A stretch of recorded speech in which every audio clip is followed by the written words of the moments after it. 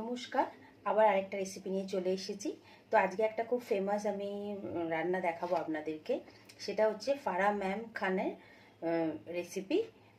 সেটার নাম হচ্ছে রোস্ট চিকেন। তো সেই রেসিপিটা খুব ফেমাস হয়েছে, অনেকেই এই রেসিপিটা এখন বানিয়ে দেখাচ্ছে। তো সেই জন্য আমি আজকে আমার বাড়িতে বানাচ্ছি, সেই জন্য ভাবলাম রেসিপিটা আপনাদের সাথে আমিও শেয়ার করি। তো কি কি লাগছে সেগুলো সব দেখিয়ে দিচ্ছি। আপনারা একদম এটার জন্য কোনো ওভেনও লাগবে না, আর কোনো মানে তন্দুরও লাগবে না, আপনারা একদম কড়ার মধ্যে এই রোস্ট চিকেনটা করতে পারবেন। তো চলুন, এখন রোস্ট চিকেন বানাতে যেই 3-4টে জিনিস লাগবে সেগুলো আগে আমি আপনাদেরকে দেখিয়ে দেবো। আর আরেকটা কথা বলছি, প্লিজ আমার চ্যানেলটা, আমার এই ফেসবুকের পেজটাকে লাইক করুন, সাবস্ক্রাইব করুন, কমেন্ট করুন। আর আমার আরেকটা ইউটিউবে চ্যানেল আছে, শেফ সুপর্ণা কার্কি, সেখানে প্লিজ ভিজিট করবেন আর রান্নাগুলো দেখবেন। আপনাদের পছন্দ হলে তবেই লাইক করবেন, কমেন্ট করবেন। ওখানে ভেজ, নন ভেজ, মিষ্টি অনেক রকম রেসিপি আছে। প্লিজ রিকোয়েস্ট করলাম আমার চ্যানেলে গিয়ে আর চ্যানেলটাকে সাবস্ক্রাইব করে দেবেন। আর আমার অনেক কিছু ওখানে রেসিপি আছে, আপনারা প্লিজ গিয়ে দেখবেন। তো চলুন, এখন আমি রোস্ট চিকেনটা বানিয়ে দেখাচ্ছি আপনাদেরকে। আগে দেখুন, আমি একটা এরকম গোটা চিকেন নিয়ে নিয়েছি। এটা স্কিনটাও আপনারা রাখতে পারেন, আর যদি স্কিন না রাখতে পারেন তো স্কিনটাকে কেটে দিতে পারেন, তাতে কোনো অসুবিধা নেই। আমাদের চিকেনটা লাগবে। আর কি কি লাগবে আমি আপনাদের দেখাচ্ছি। আমাদের এখানে লাগবে এই যে শুকনো লঙ্কাকে, এই কাশ্মীরি লঙ্কাকে আমি পুরো একটুখানি মিক্সিতে চালিয়ে নিয়েছি। আর লাগছে 3টে লেবুর রস নিয়ে নিয়েছি। আর এখানে কিছু রসুন নিয়েছি, এটাকে পুরো আমি পেস্ট বানিয়ে নেব। আর লাগছে একটা মাস্টার্ড সস, আর একটুখানি অলিভ অয়েল লাগবে। তো চলুন, আগে আমি এটাকে পেস্ট বানিয়ে নিই, তারপরে কিভাবে ওটাকে আমি করব সেটা আমি আপনাদেরকে দেখিয়ে দিচ্ছি। তো আগে আমরা কি করছি, একটা টিস্যু নিয়ে নিচ্ছি। টিস্যু দিয়ে ভালো করে যাতে জলটাকে পুছে দিচ্ছি। এইভাবে ভালোভাবে টিস্যু দিয়ে আমি পুরো যেইটুকুনি আর জল ছিল সেটাকে আমি ভালো করে পুছে নিলাম। এবার কি করব, এবার আমরা এই যে এখানে যেই আমি লঙ্কাটা মিক্সার গ্রাইন্ডারে করে রেখেছি, পিষে রেখেছি, সেটা আমি পুরোটা দিয়ে দিচ্ছি। ভালো করে এটাকে দিয়ে দিলাম। এটাকে একদম ম্যারিনেট করার দরকার নেই, এটা হয়ে যাবে তখনই। আচ্ছা, এবার আমি এখানে অলিভ অয়েল দিয়ে দিচ্ছি। একটু বেশি করে অলিভ অয়েলটা দিয়ে দিলাম। দিয়ে জিনিসটাকে ভালো করে আমাদেরকে মাখাতে হবে। আগে পেছনে সব জায়গায় ভালো করে আমাদের মশলাটাকে এইভাবে, এটাকে আস্তে করে ধরে আমি উল্টে দিচ্ছি, দিয়ে এই দিকটাতেও ভালোভাবে মাসাজের মতো করতে হবে। এই যে এইভাবে আমি মাখিয়ে নিলাম। এরপরে আমি দিয়ে দেবো, হাতটা তো আমার নোংরা হয়ে গেল। এরপরে আমি দিয়ে দিচ্ছি এখানে রসুন। এই যে ভেতরটাতেও আমরা ভালো করে রসুন ভরে দেবো। এইভাবে সব জায়গায় এপাট ওপাট করে আমরা লাগাবো রসুনটাকে। একটু হাতটা হয়ে যাচ্ছে, কিন্তু কিছু করার নেই, এটা হাত দিয়েই ভালো হবে। এবার এই সাইডটাও এইভাবে পুরো আমি সব জায়গায় পুরো রসুনটা লাগিয়ে দিলাম। এই যে এইভাবে। আর পেটের ভেতর যে গর্তটা আছে আমি ওখানটাতে কিছুটা রসুন দিয়ে দিয়েছি, এইভাবে দিয়ে দিলাম। এবার আমরা কি দেবো, এখানে আমি অল্প করে একটুখানি গোলমরিচ একদম গুঁড়ো করে রেখেছি, সেটাকেও আমি দিয়ে দিচ্ছি। এটাকে আমি নিজেই বাড়িতে গোটা গোটা ছিল সেটাকেই গুঁড়ো করে নিয়েছি। নিয়ে এটাকে বারবার তুলে তুলে এরকম এই সাইড দিয়ে সব দিক থেকে মাখাবো।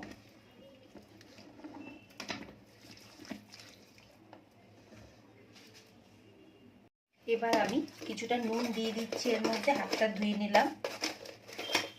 কিছুটা এখানে আমি নুন দিয়ে নিচ্ছি। এখন দিয়ে দিন, আর যদি মনে হয় পরের দিকে যদি একটু কম লাগে তখন আবার আমরা দিয়ে দেবো। নুন দিয়ে দিলাম। আর এখানে এখন আগে একটু এই যে মাস্টার্ড সস যেটা আমি দেখিয়েছিলাম, এবার সেটা একটু ভালো করে দিতে হবে। দিয়ে এটাকে ভালো করে সেম ওয়েতে সব দিকে আমাদের লাগাতে হবে, এইভাবে পুরো জায়গা। এবার লেবুর রসটা বেশি করে একদম দিয়ে দিতে হবে। এই যে একদম আমি 3টে বড় বড় লেবু এখানে এইভাবে এটাকে বারবার উল্টাবেন, আর নিচে যে মশলাগুলো চলে গেছে সেগুলো এটার ভেতরে আস্তে আস্তে এইভাবে দিয়ে দেবেন। আপনারা অবশ্যই এটা একবার ট্রাই করবেন, আমি তো করছি আর দেখে তো মনে হচ্ছে খুব ভালোই টেস্ট হবে। সেই জন্য আমি যখন বানাচ্ছি সেই জন্য ভালো আপনাদের সাথেও আমি এটা শেয়ার করি। এবার আমাদের এটা ম্যারিনেট হয়ে গেছে। এবার আমরা কড়ার মধ্যে কিছুটা ওই ধরুন 5-6 টেবিল চামচ মতো আমি ওই তেল দিয়ে দিলাম, এটা অলিভ অয়েল দিয়ে দিলাম। এবার তেলটা ভালো করে আগে একটু গরম হয়ে যাবে। তেলটা একদম ভালো করে গরম করে নিয়েছি, নিয়ে এবার আমি একটু আপনাদের দেখাতে পাচ্ছি না, এই যে আস্তে আস্তে চিকেনটাকে তেলের মধ্যে এরকমভাবে বসিয়ে দেবো। আর এর ভেতরে যেই আমাদের মশলাগুলো আছে সেগুলো কিন্তু আমি সব এখানে এইভাবে দিয়ে দেবো, একটু মশলা এখানে নষ্ট হবে না। এই যে এইভাবে পুরোটা দিয়ে দেবো। আর অল্প করে এর মধ্যে একটুখানি উষ্ণ গরম জল আমি নিয়ে নিলাম, নিয়ে সেটাকেও এখন এর মধ্যে দিয়ে দেবো। আগে এটাকে ভালো করে বসিয়ে দিই, কেন তেলটা তো একদম গরম আছে। আর এটা কিন্তু ঢাকা দিয়ে হবে, সেরম জায়গাতেই আপনারা বসাবেন। আর কড়াতে যেই পুরো মশলাটা থাকবে সেটাকেও আপনারা নষ্ট করবেন না, সেটাকেও এই যে এইভাবে আমরা দিয়ে দেবো। আর যেটা একটা জিনিস আমি বলতে আপনাদের ভুলে গেছি, আমি কিন্তু চিকেনের গায়ে একটু কাট দিয়ে নিয়েছিলাম সব জায়গা থেকে, ঠিক আছে। এবার আমি কি করছি, চিকেনটা যতটা আছে হাফ আমি এখানে জল দিয়ে দিচ্ছি, বেশি দেবো না, হাফ দেবো। হাফ চিকেনটা যাতে ডুবে যাবে সেরকম আমি জল দিলাম। দিয়ে এবারে একটা লিড নিয়ে নেবো, লিড নিয়ে এটাকে পুরো আমি একদম ঢাকা দিয়ে দেবো। এইভাবে এটা পুরো ঢাকা থাকবে, এটা এখন এইভাবে ঢাকা। আর একদম স্লো গ্যাসের ফ্লেমটা থাকবে। এইভাবে আমি এখন আধ ঘন্টা রেখে দেবো, আধ ঘন্টা বাদে আবার আমি আরেক পিঠ চেঞ্জ করব। তো এখন এইভাবেই আমাদের এটা বন্ধ থাকবে। আস্তে আস্তে করে চিকেনটা হলে খুব ভালো টেস্ট হবে, সব মশলাগুলো ভেতরে যাবে। আর গ্যাসের ফ্লেমটাকে জোরে করবেন না, তাহলে কি হবে বলুন তো, তাহলে চিকেনটা কাঁচা থেকে যাবে। তো একদম স্লো ফ্লেমে এই চিকেনটা আপনারা রান্না করবেন। আধ ঘন্টা হয়ে গেছে, এখন এটাকে আমি আস্তে করে খুলছি, খুলে এটাকে এখন উল্টে দেবো। তো উল্টাবার সময় খুব সাবধানে করতে হবে যাতে জিনিসটা গাড়ির মধ্যে না পড়ে যায়। তো আগে আমি একদম গ্যাসটাকে তো সিমই করা আছে, তো একটা ভালো কিছু একটা দিয়ে এটাকে আমাদেরকে এখন উল্টাতে হবে, আর খুবই সাবধানে উল্টাতে হবে। আমি খুবই সাবধানে এটাকে উল্টাচ্ছি, কারণ এত বড় একটা চিকেন আছে তো সেই জন্য এটাকে উল্টানোটা খুবই ঠিকই ব্যাপার আছে। এটাকে আস্তে আস্তে করে না, দুজন থাকলে ভালো হতো, কারোকে তো পাচ্ছি না এখন খুঁজে, উল্টাতে খুবই কষ্ট হচ্ছে। এত বড় জিনিসটাকে আরেকটা কিছু আমি নিচ্ছি, খুবই কষ্ট করে এটাকে আমাকে উল্টাতে হলো, কিছু মনে করবেন না, উল্টানোটা দেখাতে পারলাম না, আসলে এতবার পড়ে যাচ্ছিল ধপধপ করে। তো দেখুন একদম উপরের পাটটা আমাদের হয়ে গেছে। এবার এই নিচের পোর্শনটা হয়ে গেলে আবার এটাকে এখন আমি ঢাকা দিয়ে দিলাম, ঢাকা দিয়ে এবার নিচের পোর্শনটাকে আস্তে আস্তে আবার হতে দেবো।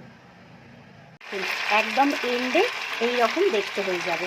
কেমন সুন্দর দেখতে হয়েছে রোস্ট চিকেনটা, দেখুন আপনারা। আর পুরো চিকেনটা একদম মানে গলেও গেছে, কোনো অসুবিধা হয়নি। এইভাবেই আমি এটাকে সার্ভ করব। এখন একটা বড় প্লেটের মধ্যে নিয়ে নেবো, নিয়ে এইভাবেই আমি এখন রোস্ট চিকেনটা দেবো। তো এখন আমি গ্যাসের ফ্লেমটাকে আস্তে করে বন্ধ করে দিলাম, দিয়ে এখন এইভাবেই আমি জিনিসটাকে সার্ভ করব। তো অবশ্যই আপনাদের ভালো লেগেছে আমাকে বলবেন কেমন লাগলো, ফিডব্যাকটা নিশ্চয়ই আমাকে দেবেন, রোস্ট চিকেনটা কেমন লাগলো। কিন্তু আমি আপনাদের বলবো অবশ্যই এটা একবার আপনারা ট্রাই করবেন। চিকেনটা রেডি হয়ে গেল, আমার টোটাল লাগলো 1 ঘন্টা লাগলো এপিট ওপিট করে। আমি আর এটাকে এখন আলাদা করে সার্ভ করে আপনাদের দেখাতে পারছি না, সেই জন্য এইভাবেই ভিডিওটা দেখাচ্ছি। আমি একটুখানি এখানে ব্রথটা রাখছি, কারণ এটা খুবই টেস্টি হয়েছে, আমি এটা দিয়ে খাবো বলে।